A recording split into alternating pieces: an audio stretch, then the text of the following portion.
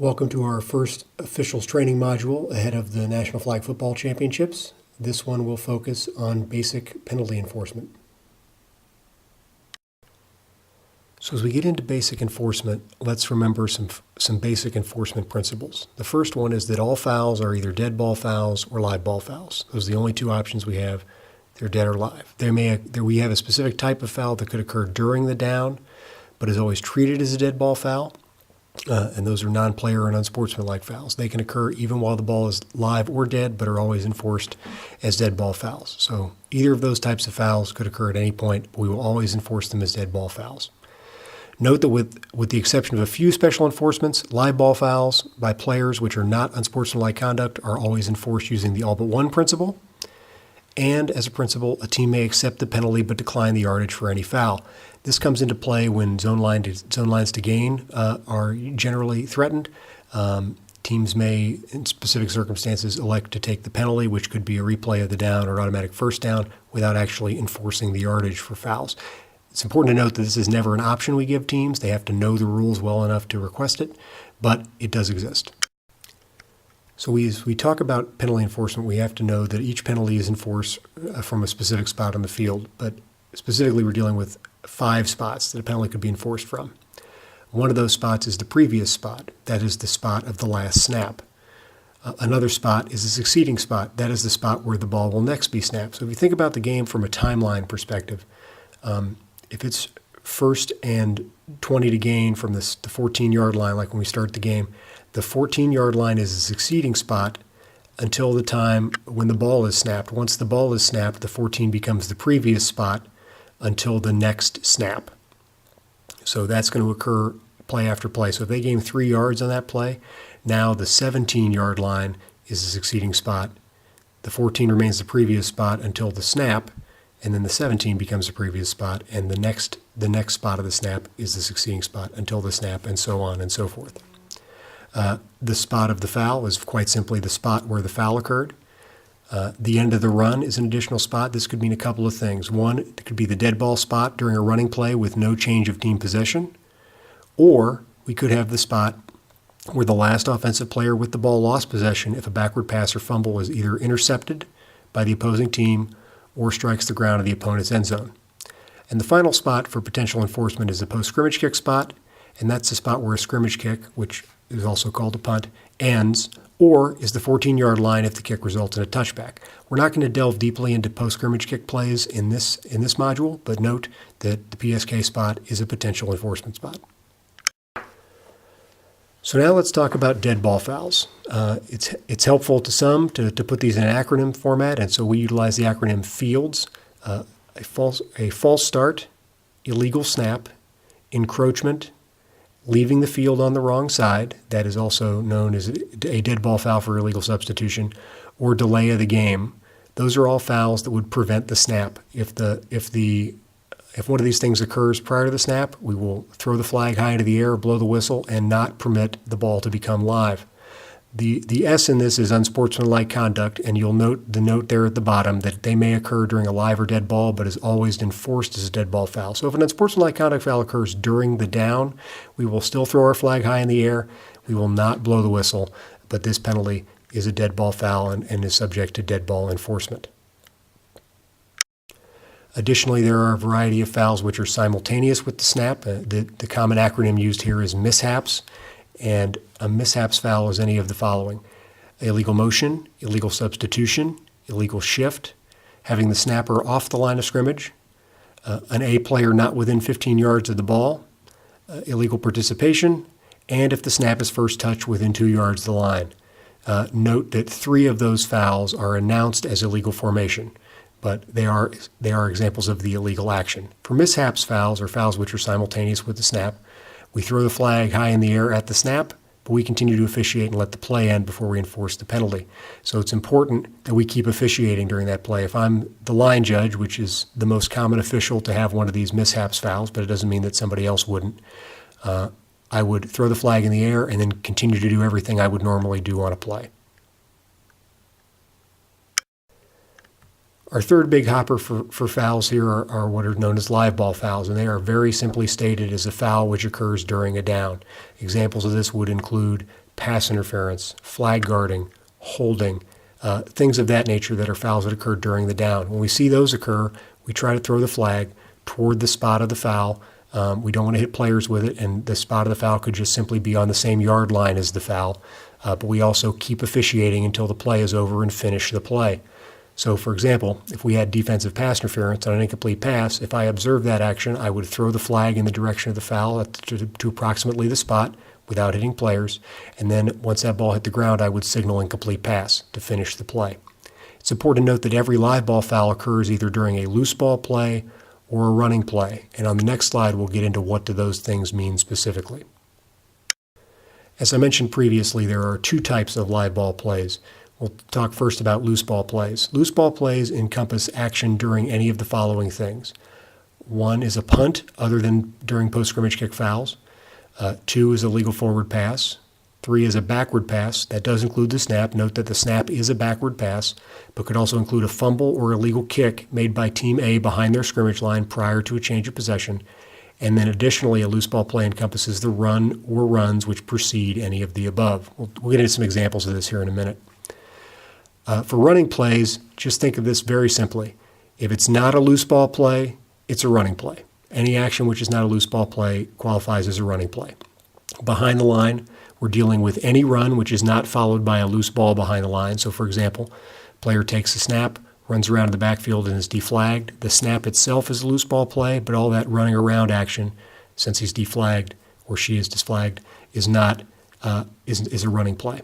And then if we have an illegal forward pass behind the line, illegal forward passes are always categorized as fouls during running plays, so that action that preceded that would be a running play. Beyond the line, it includes any run. So anytime the ball is run beyond the line or caught beyond the line and advanced, that portion of the play is a running play. So let's try some animated examples. Here's an example of a loose ball play. The quarterback's going to take the snap, scramble around in the backfield for a little bit, and then throw a pass to a teammate who catches the ball and either falls down or is immediately deflagged at the 15-yard line. Because all of that occurred as part of a loose ball play, because remember that the forward pass that's legal is part of a loose ball play, and the runner runs which precede that are part of a loose ball play, that entire play is categorized as a loose ball play. Let's contrast that with a running play. On this particular play, the quarterback's going to take the snap, scramble around in the backfield, and then decide to just tuck it and run out of bounds at the 30-yard line.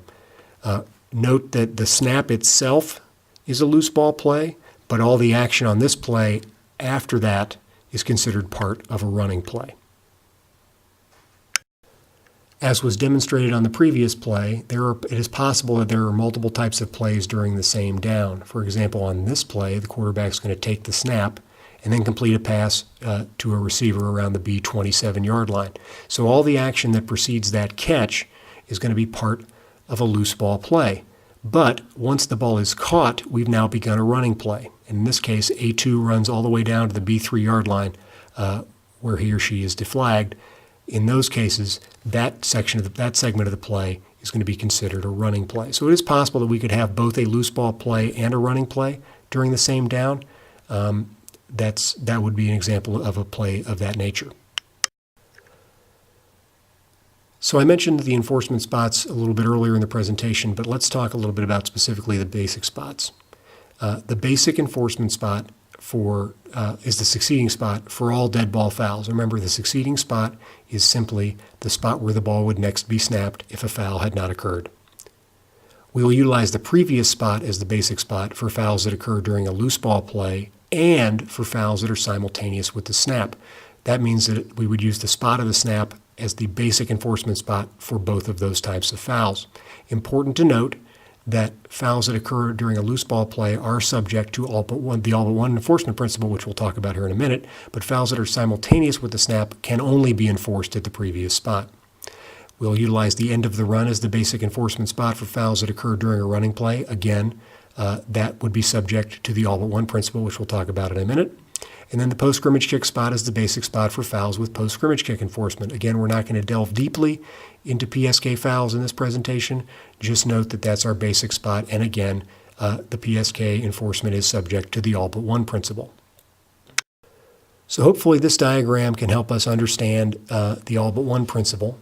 And the enforcement philosophy for the all but one principle is based upon the concept that all teams are entitled to the yardage they gained legally without the assistance of the foul. It's also of note that the only type of foul that would necessarily give a team extra advantage is a foul by the offensive team behind the basic spot. And I want to stress here offense versus A.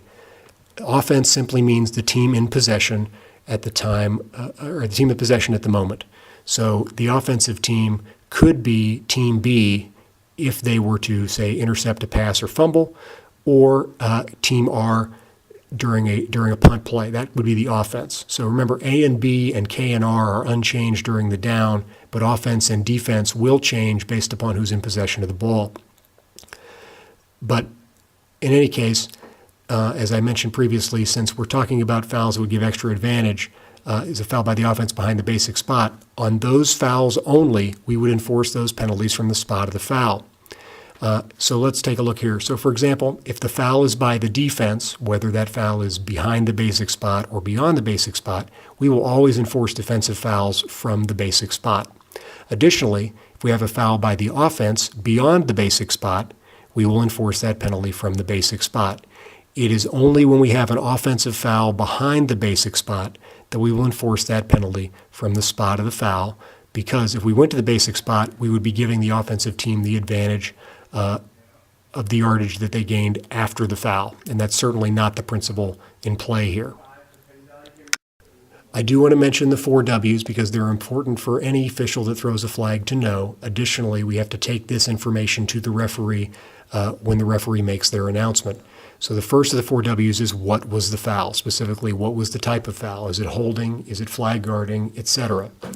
Then we want to know who the foul was on. Was it on the offensive team? Was it on the defensive team, the kickers, the receivers, the intercepting team, the passing team? There's a lot of information that we could know.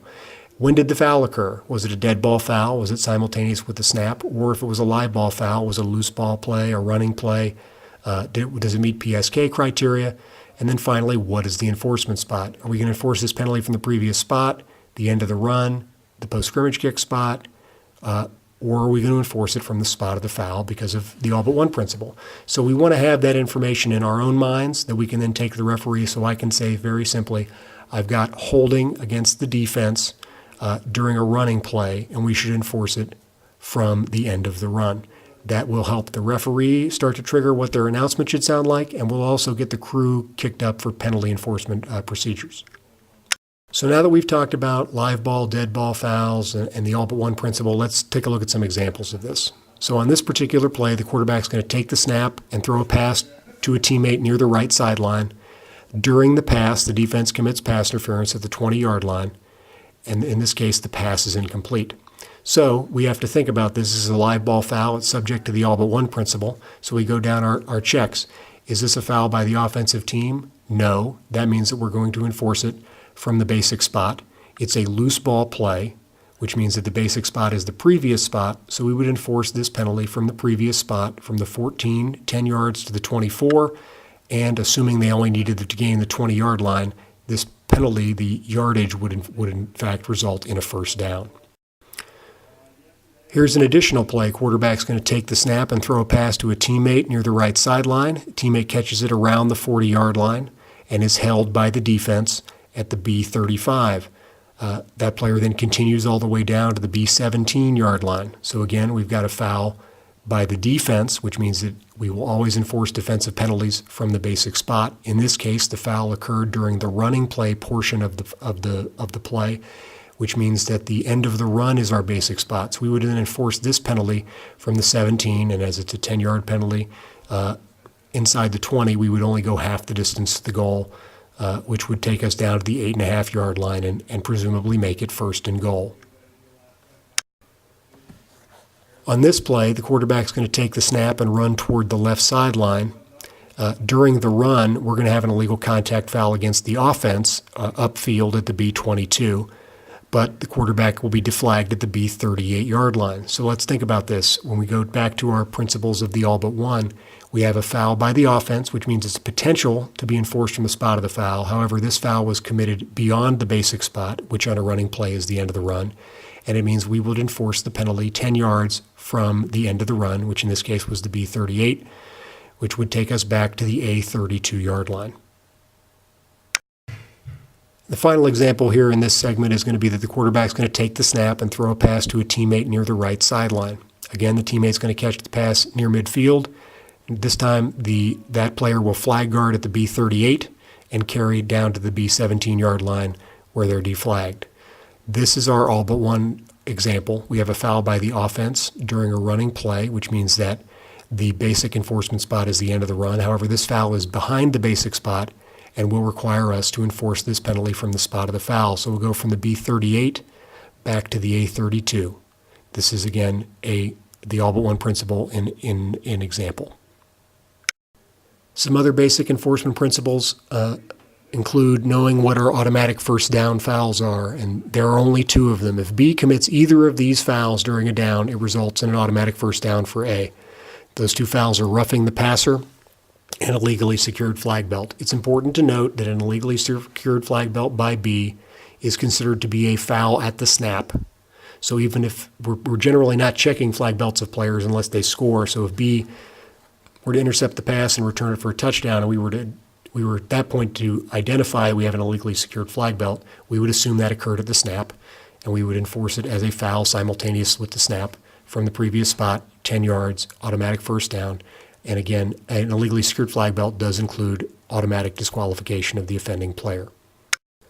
There are 5 loss of down fouls that if A were to commit them during a play would result in a loss of the down. That includes illegal forward pass, which also puts intentional grounding in that same bucket. Illegal backward pass, this is a backward pass thrown intentionally directly out of bounds to preserve time. This can really only occur in the last 2 minutes of the half. Illegally secured flag belt, again, when we check, we would consider this to be a foul at the snap and would have previous spot enforcement. And then new for this year is the COREC-specific foul for illegal male reception that carries a loss of down foul, and this penalty is always enforced at the previous spot. I hope you found this module on basic penalty enforcement helpful. Looking forward to working with everybody and hope you have a great tournament upcoming.